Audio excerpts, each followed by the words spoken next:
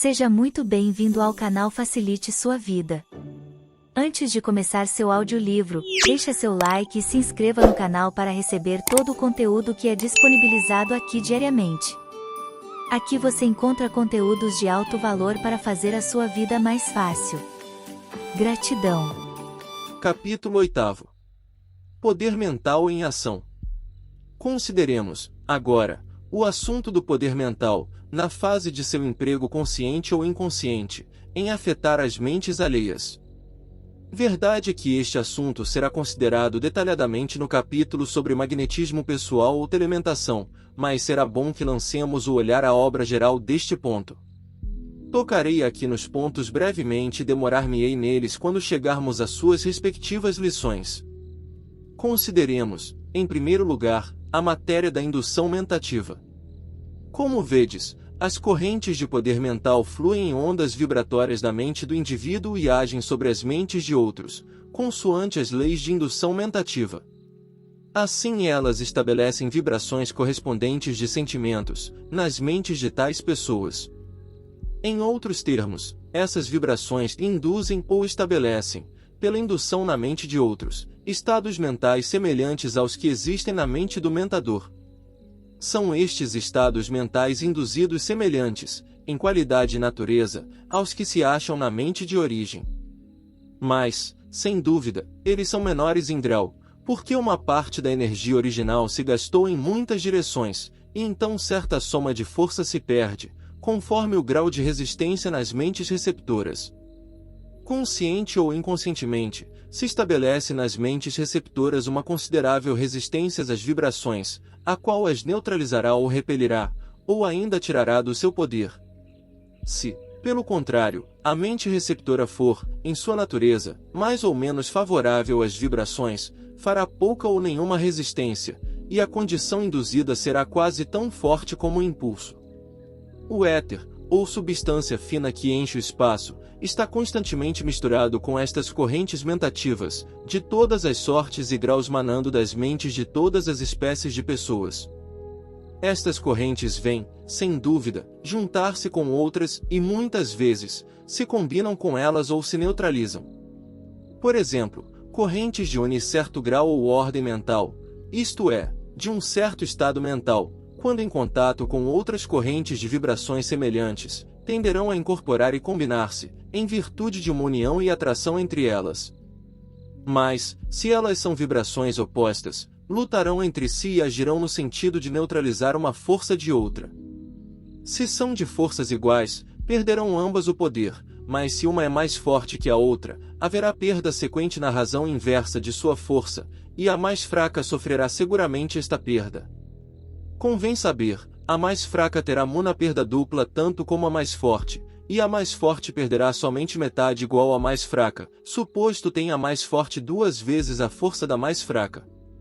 Deste modo se reputa o fato assaz conhecido que povoados, cidades, capitais, etc., têm suas próprias atmosferas pessoais que afetam aos seus habitantes ou visitantes. Essas atmosferas pessoais das cidades nascem da combinação, neutralização, etc., de várias vibrações que procedem das correntes mentais de seus habitantes. Uma parte igual das vibrações produzidas é fortemente sentida por todos que se acham dentro do campo de indução da cidade. Por pouco que considerardes o assunto, compreendereis claramente que se faz menção da corrente das condições mentais manifestadas em todas as cidades, capitais, etc., do mundo. Cada lugar tem a sua individualidade própria, que faz logo a sua impressão sobre os que constroem nele as suas habitações. Ela é mais do que condições geográficas e atmosféricas, ainda que estas, como sabemos, desempenham a sua parte. O termo médio do estado mental dos habitantes de uma cidade forma a tônica de suas vibrações. As mais fortes afetam uma parte igual e dão ao lugar o tom mental. A melhor prova deste efeito causado pelas vibrações mentais acha-se no fato de 2 cidades distantes unir da outra por poucas milhas, tendo cada uma as mesmas condições atmosféricas e geográficas, manifestarão inteiramente atmosferas mentais diferentes. Muitas vezes perguntava, se é verdade que o éter se enche de correntes mentativas, por que é que não são mais afetadas do que usualmente? A resposta é que elas são mais afetadas do que se supõe ao primeiro pensamento, em razão de que as correntes lutam umas com outras e roubam as forças umas das outras. E então, por sua parte, a natureza concede uma salvaguarda e estabelece poderes adicionais de resistência. Assim como a natureza protege o sentido da audição daqueles que são cercados de muitos rumores, a ponto tal que deixam de ouvir os tais rumores ou se acostumam a eles. Assim como a natureza age sobre o olfato do químico até que este deixa de sentir os odores que tanto incomodam os estranhos que entram no laboratório, assim a mesma natureza dá um poder adicional de resistência aos que se colocam no campo ativo de indução mentativa. Trazendo o Simuna a pessoa de um lugar quieto para uma cidade ativa, tumultuosa, ela inclina-se a sair dali, ao princípio, com o espírito do lugar. Ela, afinal, ou entrará naquela vida predominante com um impulso quase irresistível, ou será repelida dali em virtude do desacordo das correntes mentativas.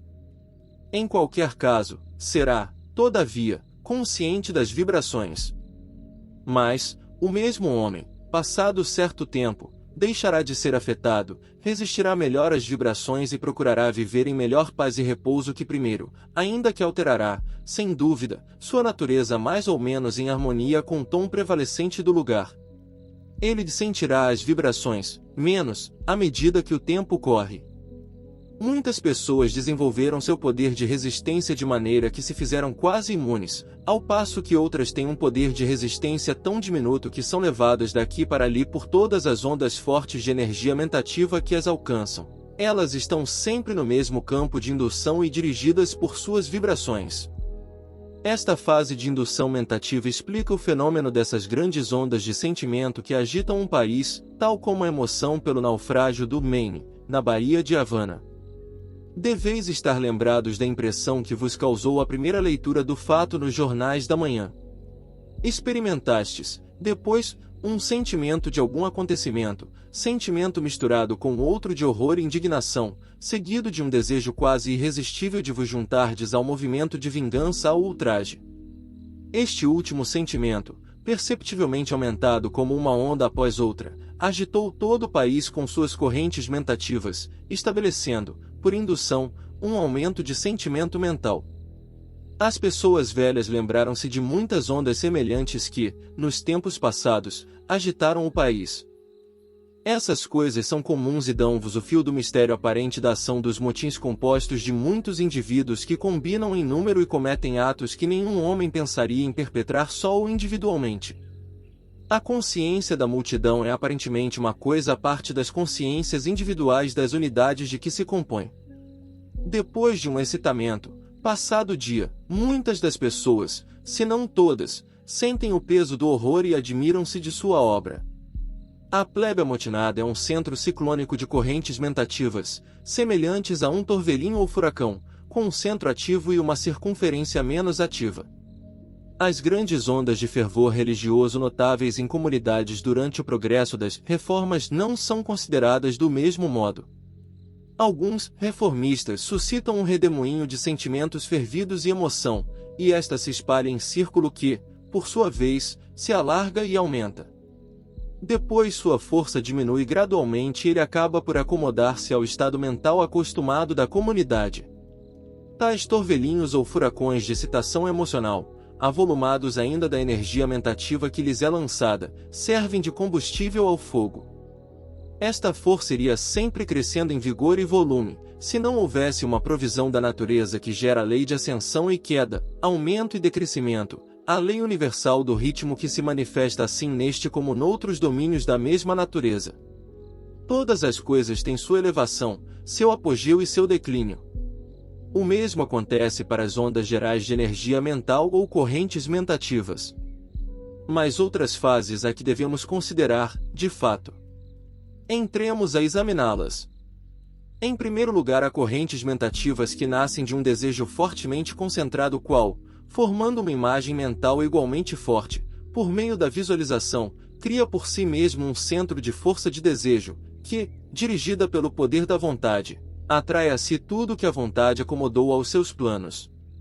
Ela constitui por si mesma um centro mentativo, em torno de sua ideia visualizada e envia constantemente fortes correntes mentativas carregadas com uma força de desejo mais ardente, dirigida e projetada por seu poder de vontade desenvolvido. Assim se opera a grande lei de atração, de que tanto falaram os primeiros escritores. Essas correntes mentativas, carregadas de desejos, espalham-se e põem-se primeiro em movimento rotatório como um torvelinho, correndo circularmente, e atraindo para o seu centro pessoas e coisas que tendam a executar os planos do centro.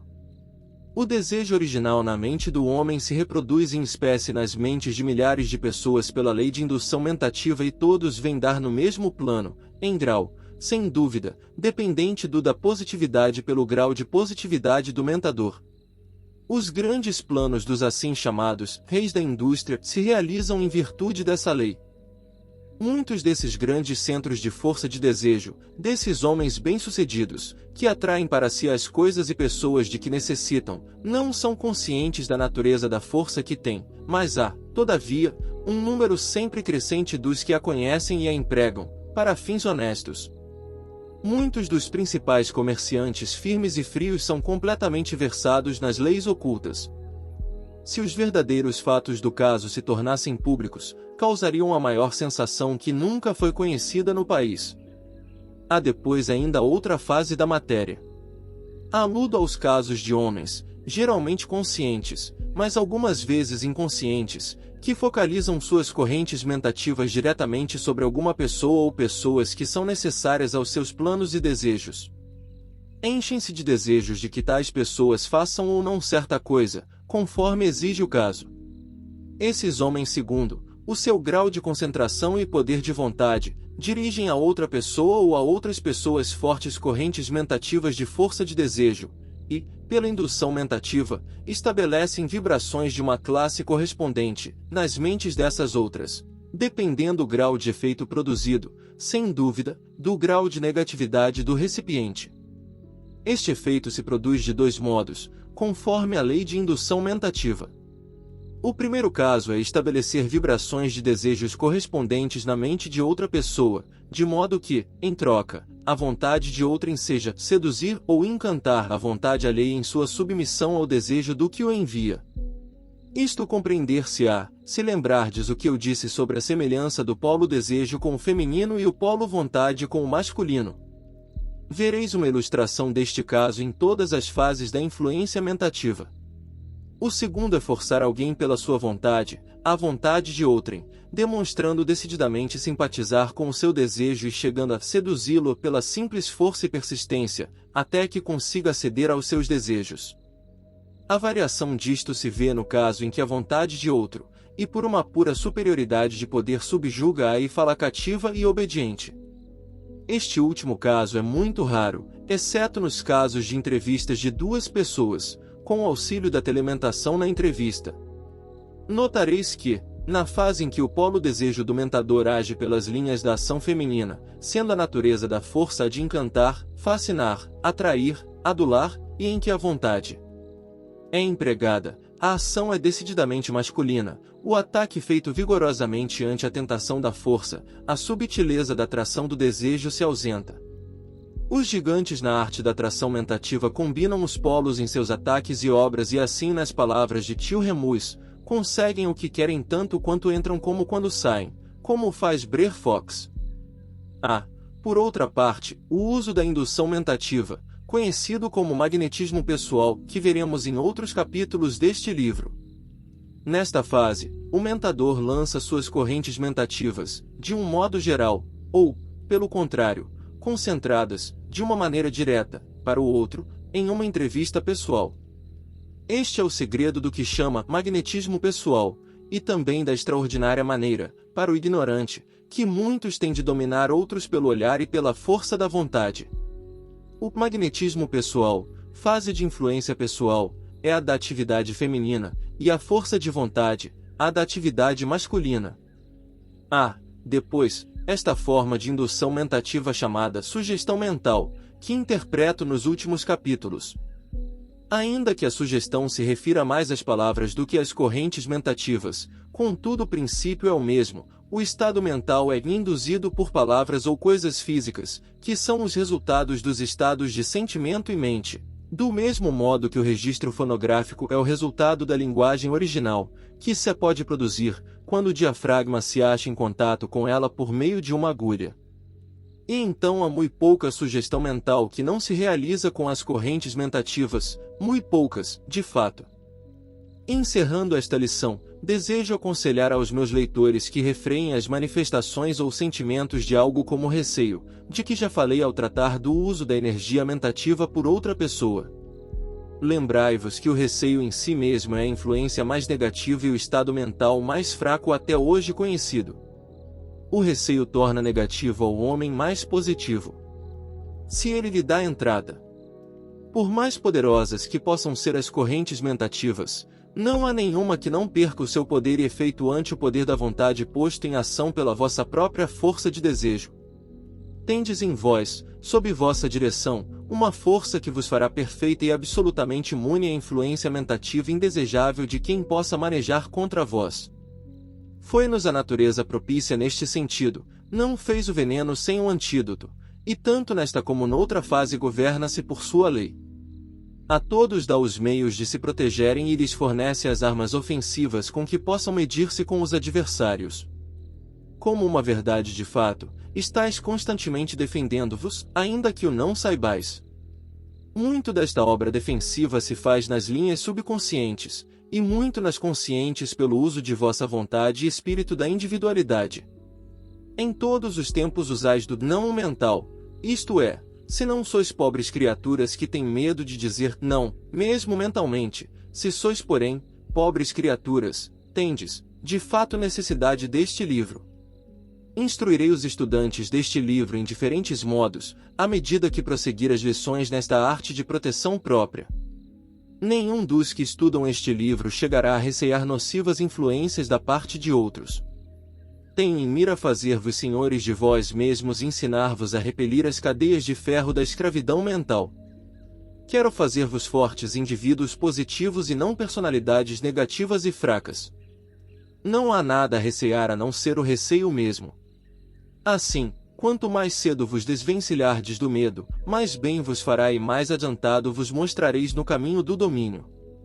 Ainda que não seja este o lugar para exercícios, com todo o desejo que cada qual de vós comece a formar direito uma atitude mental de valor e esforço, o que conseguireis lançando desde já uma corrente mentativa de vibrações desta ordem. Se assim fizerdes, e eu sei que podeis fazê-lo, então começareis a sentir um aumento de força. Principiareis a verificar que o vosso poder cresce e a ver que outros começam a senti-lo. Principiai hoje, neste momento, a irradiar correntes mentativas de força e poder em todas as direções. Estimulai as correntes sentindo um desejo ardente, forte, intenso, de serdes enérgicos e de irradiardes vibrações de força. Reforçai as correntes aplicando a vontade forte, firme, poderosa e dominante e o resultado aparecerá. Lembrai-vos bem aqui, primeiro, último e em todos os tempos, que não é esta uma matéria de pensamento, mas de sentimento. Os pensamentos são frios, os sentimentos são quentes, ativos, vitais. Por isso, não deveis pensar simplesmente, sou forte, ou papaguear isto, mas agitar o fundo de vossa natureza até que geralmente sintais que, de fato, sois fortes e possuidores de energia mentativa e radiante. Temias as coisas, enquanto boas, foram produzidas por este pensamento vivo. Sentimento, desejo, emoção, paixão, apetite, vontade, pedido, são forças que criam poder. Assim, pois, não vos enganeis com o tal poder do pensamento que já vos causou, por certo, enfado ouvirdes falar dele tantas vezes. Não é simplesmente o poder do pensamento o que faz a obra, mas o poder do desejo, sustentado pela vontade. Para criardes uma coisa, deveis desejá-la com um desejo ardente, veemente, que não tolera repulsas, sustentado ainda por uma vontade que desconheça as palavras não posso ou não. Descubra o poder das afirmações que estavam faltando em sua vida. Não espere mais. Comece a transformar sua vida agora mesmo. Clique no botão abaixo para adquirir o PDF Afirmações que me faltavam e dê passos em direção a uma vida mais gratificante e bem-sucedida. Não deixe que pensamentos negativos e limitantes impeçam você de alcançar seu potencial máximo. Compre agora! Descubra o poder das afirmações que faltavam em sua vida. Faça o download do seu PDF e comece a sua jornada de transformação pessoal. Link no box de informações.